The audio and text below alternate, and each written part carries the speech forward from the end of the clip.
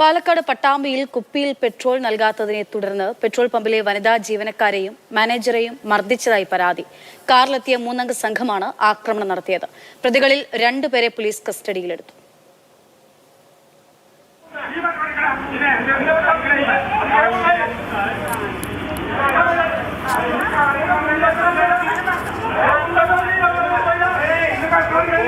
Nitin Thomas വിവരങ്ങൾ നൽകും. നിതിൻ, എന്താണ് ഉണ്ടായത്?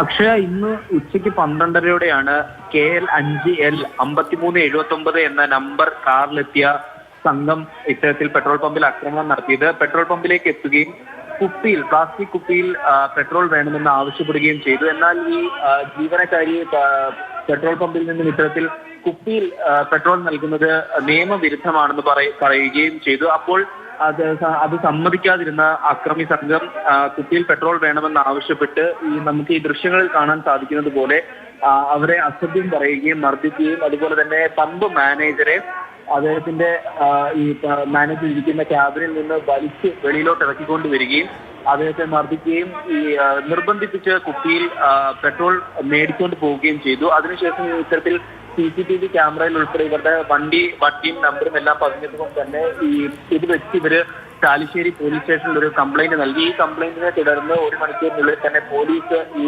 പ്രതികളിൽ ഇരുവരെയും കസ്റ്റഡിയിലെടുത്തു.